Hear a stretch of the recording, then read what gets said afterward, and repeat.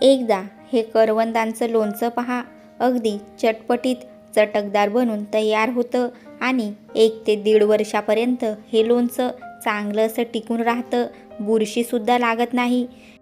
तर आज मी बनवणार आहे 1 किलोच्या प्रमाणात चटकदार असं करवंदांचं लोणचं, जे लोणचं 1 ते 1.5 वर्षापर्यंत चांगलं असं टिकून राहतं. तर चला वेळ न घालवता पटकन या रेसिपीला सुरुवात करूया. त्याआधी जर तुम्ही या चॅनलवरती पहिल्यांदाच आले असाल तर नक्की या चॅनलला सबस्क्राईब करा आणि बेल आयकन दाबायला विसरू नका, जेणेकरून अशाच माझ्या नवीन नवीन रेसिपींचे नोटिफिकेशन तुम्हाला मिळत राहतील. तर इथे मी 1 किलो करवंद घेतले आहेत. करवंद आता स्वच्छ करून घेऊया. करवंदांवरचे देठ काढून घ्यायचे आहेत. तुम्ही इथे बघू शकता या पद्धतीने, किंवा दुसरा काही कचरा असेल तो देखील काढून घ्यायचा आहे आणि करवंद साफ करून घ्यायचे आहेत. तर पहा, करवंद आता सगळी साफ करून झाले आहेत. आता ही करवंद कापून घेऊया. अशा पद्धतीने करवंदमध्ये कट करून घ्यायचे आहेत, जेणेकरून करवंदांच्या आतमधला सगळा चीक बाहेर निघेल. तुम्ही इथे बघू शकता या पद्धतीने सगळी करवंद आता कापून झाले आहेत. आता ही करवंद 3 ते 4 पाण्यात स्वच्छ धुवून घेऊ, जेणेकरून करवंदांच्या आतमधला सगळा चीक निघून जाईल. तर पहा, करवंद मी चांगली 3 ते 4 पाण्यात स्वच्छ धुवून घेतली. आता 1 दिवस ही करवंद उन्हामध्ये किंवा फॅनच्या खाली चांगली सुकवून घ्यायची आहेत, जेणेकरून करवंदांच्या आतमधलं सगळं पाणी सुकेल आणि करवंदांचं लोणचं जास्ती काळ टिकेल. जर करवंदांच्या आतमध्ये पाणी राहिलं तर लोणच्याला लवकर बुरशी लागते आणि लोणचं खराब होतं, म्हणून सगळं पाणी सुकवून घ्यायचं आहे.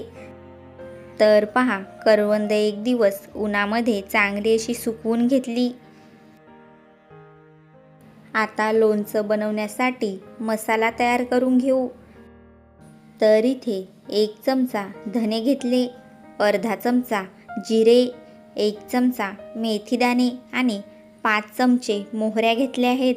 आता हे सगळं भाजून घेऊया. एका कढईमध्ये मेथीदाणे घालून घेऊ आणि तडतडेपर्यंत मेथीदाणे भाजून घेऊया.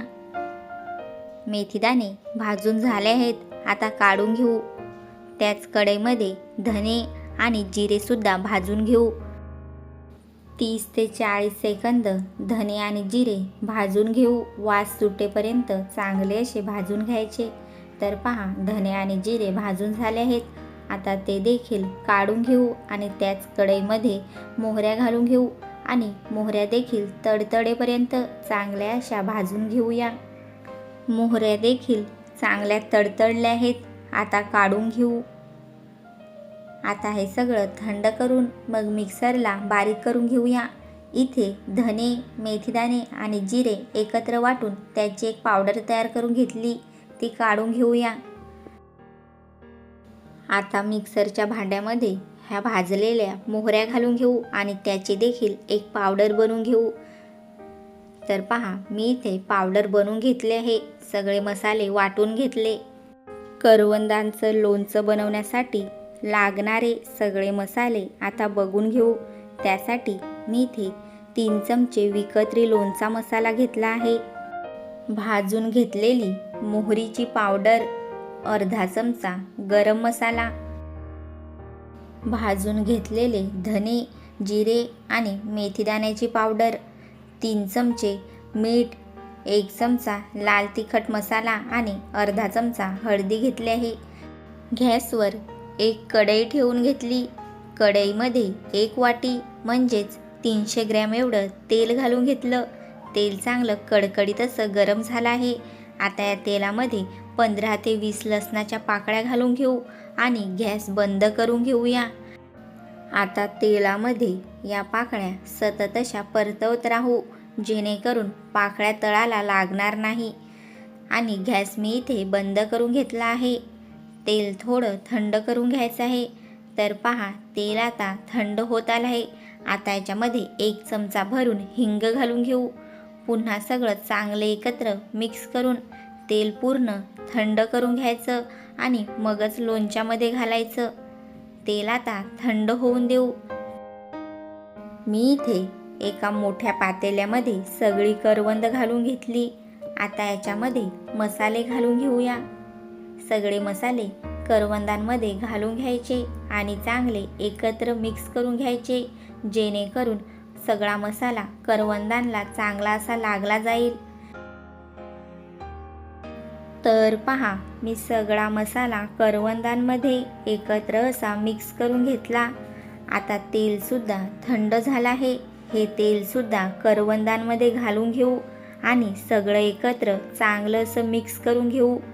जर तुम्ही या पद्धतीने करवंदांचं लोणचं बनवलं तर तुम्ही कैरीचं लोणचं खाणंसुद्धा विसरून जाल.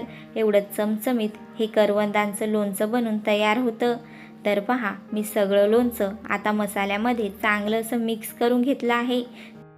लोणचं आता बरणीमध्ये भरून 7 ते 8 दिवसासाठी ठेवून देऊया. 7 ते 8 दिवसानंतर लोणचं चांगलं खाण्यायोग्य होतं. तर पहा, इथे 7व्या दिवशी मी लोणचं तुम्हाला दाखवत आहे आणि तुम्ही इथे बघू शकता लोणचं किती झणझणीत आणि चमचमीत दिसत आहे. हे लोणचं बनवताना तेल जास्ती दिसत नव्हतं, पण आता पहा 7 ते 8 दिवसानंतर किती तेल सुटलं आहे लोणच्याला. लोणच्यामध्ये जेवढं जास्ती तेल आणि जेवढं जास्ती मीठ घातलं तेवढा जास्ती काळ लोणचं टिकून राहतं. तर यावर्षी नक्की या पद्धतीने करवंदांचं लोणचं बनवा. खूपच भारी होतं आणि अगदी 1 ते 1.5 वर्षापर्यंत चांगलं असं टिकून राहतं. आणि तुम्हाला माझी ही रेसिपी कशी वाटली मला नक्की कमेंट करून सांगा. आणि जर तुम्हाला माझी ही रेसिपी आवडली असेल तर नक्की माझ्या चॅनलला सबस्क्राईब करा आणि बेल आयकन दाबायला विसरू नका, जेणेकरून अशाच माझ्या नवीन नवीन रेसिपींचे नोटिफिकेशन तुम्हाला मिळत राहतील.